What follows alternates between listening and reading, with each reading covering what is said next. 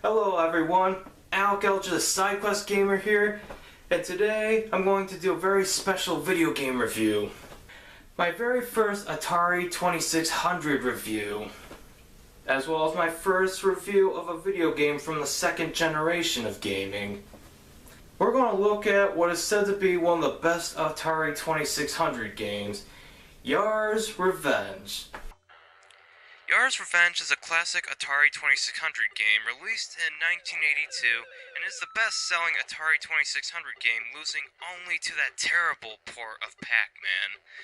It was created by Howard Scott Warshaw and was originally planned to be a licensed port of the arcade game Star Castle. However, after many changes have been introduced in development, the final product had little resemblance to Star Castle, and so Atari gave it a new title. In addition to the changes, a new story was written for the game that you could only find in comic book tie-ins and the instructions manual. Basically, the space bug known as Yar, named after a backwards spelling of Atari CEO's Ray Kazar's first name, is defending his planet Razak from the evil Quotil Empire. Why Yar's Revenge? According to comic tie-ins, the Quotil ships destroyed one of Yar's planets, Razak 4, and now a lonesome Yar is out for vengeance while defending other Yar homeworlds. The gameplay involves you shooting the shield of the Quotil ships until you fly through the ship, which deploys a Zorlon cannon and destroys the Quotil ship before it destroys you with either its destroyer missile that follows you around the screen or the Quotil's deadly swirl attack.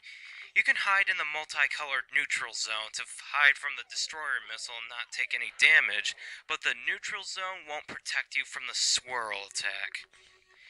As you destroy more Quotile ships, the faster the destroyer missile follows you around, and the faster the Quotile swirl appears.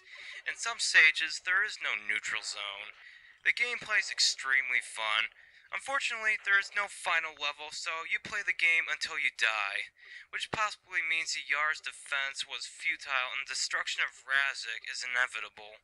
But this is one of those games that makes you see 5 game over screens after a winning streak, and instead of rage quitting in frustration, you do it again and again and see how far you can go. This is one of those rare games that has infinite replay value.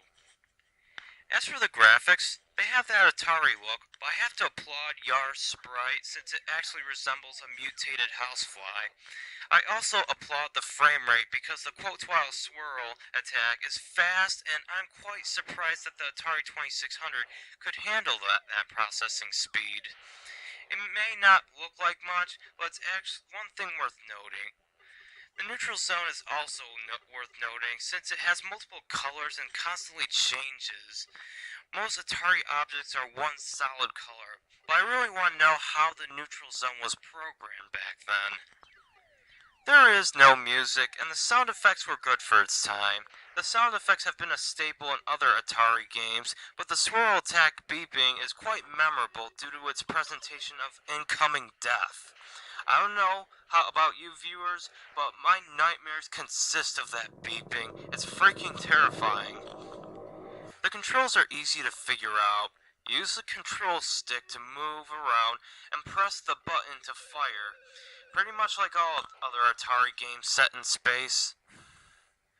Now, to earn points for the high score, you have to destroy the Quotile ship with one of the Zorlon cannon blasts, which can only be deployed by flying through the Quotile ship, but only before it transforms into the swirl. Otherwise, touching it will kill you.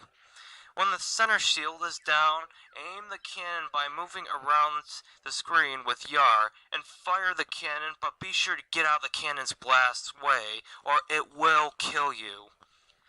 When you get at 70,000 points, the Quotile ship's shields turn blue and the swirl attack's frequency doubles, maybe even triples, and sometimes fires at you instantly.